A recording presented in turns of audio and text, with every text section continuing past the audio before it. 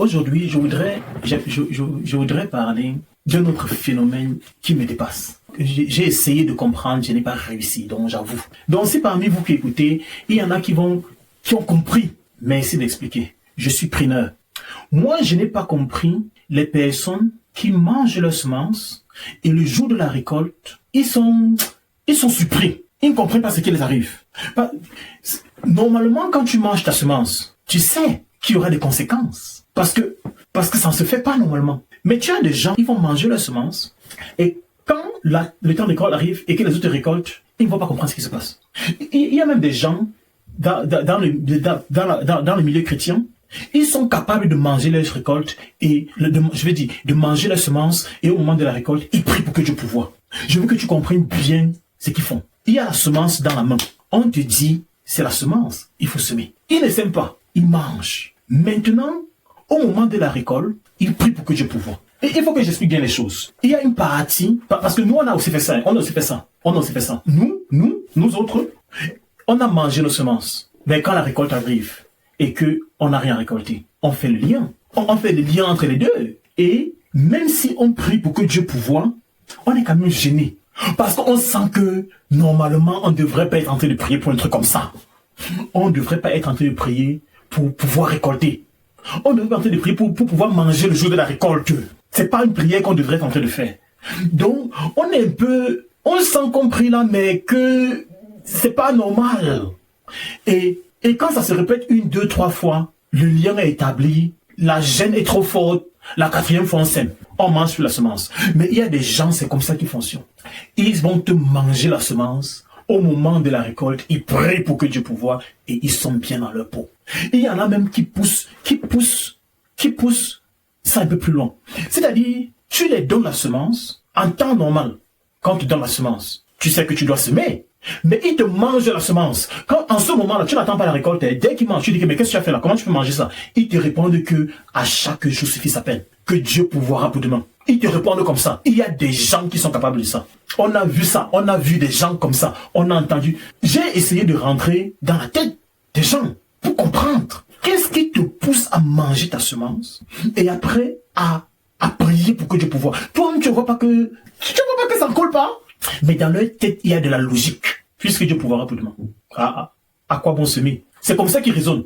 Non, Dieu va pouvoir pour demain.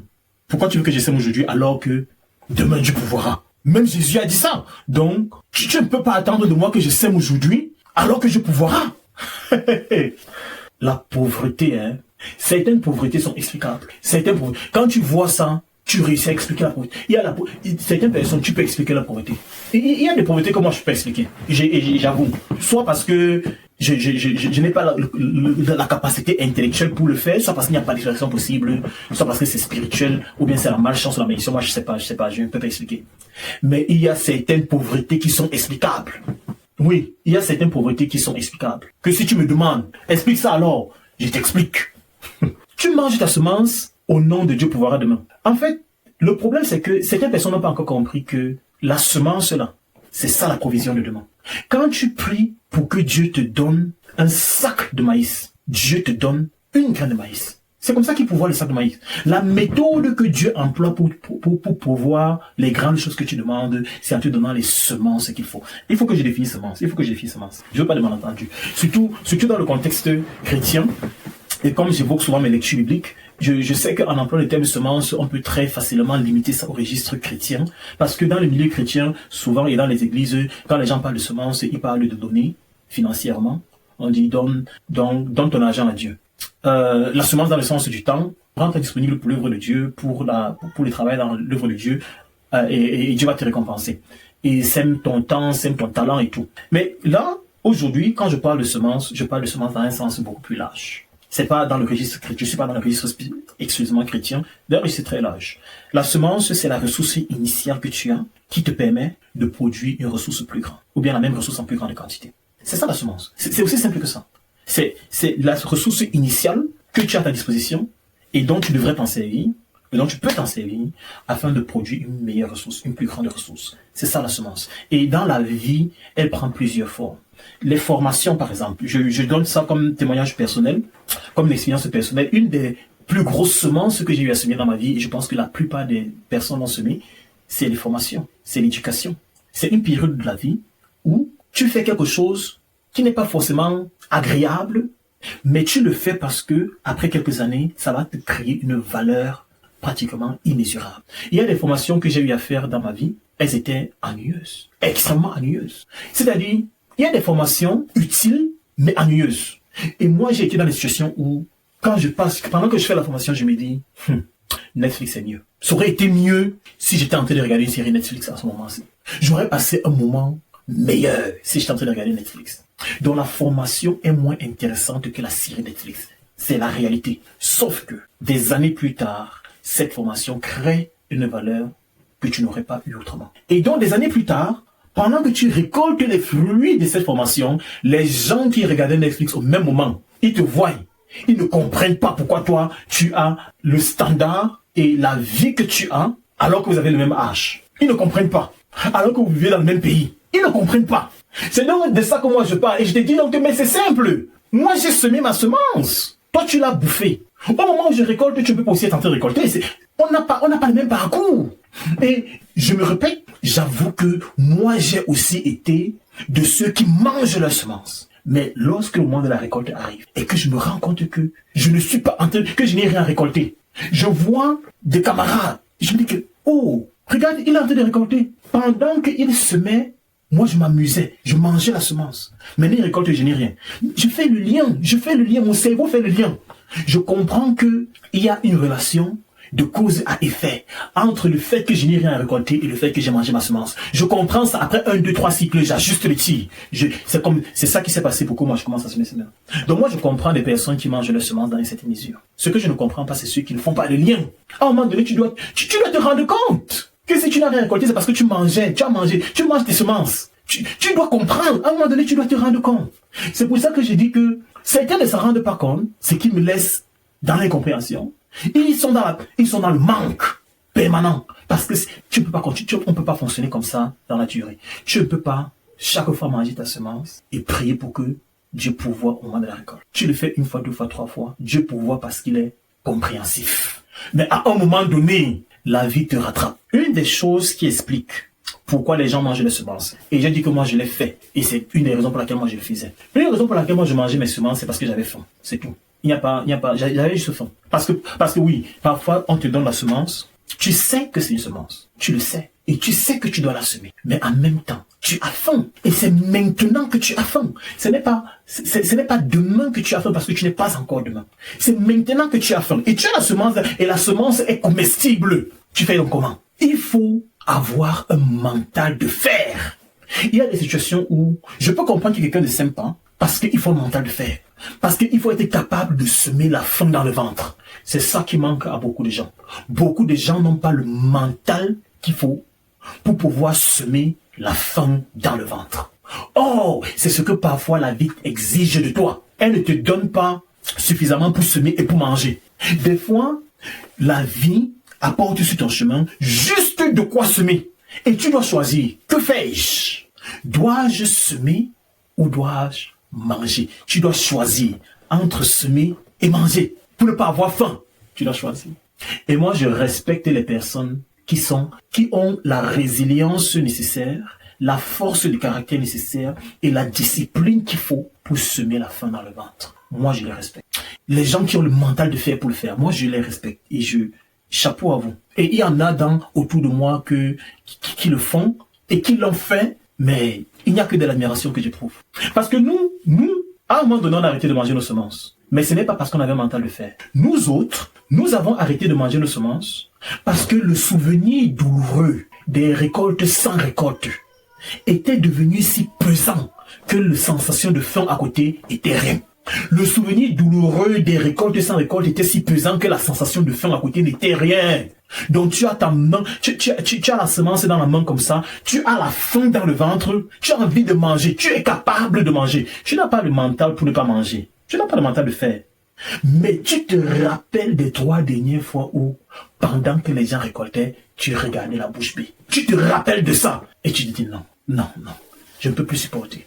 Je ne peux plus supporter. Je connais comment ça va finir si je mange ça. Je ne peux plus supporter. C'est comme ça que nous autres, on a fini par semer. Ce n'était pas le mental de faire, j'avoue. Mais quand même, on a fini par semer.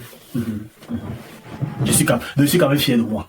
On a quand même semé. On a quand même fini par semer. Donc je suis fier de moi quand même.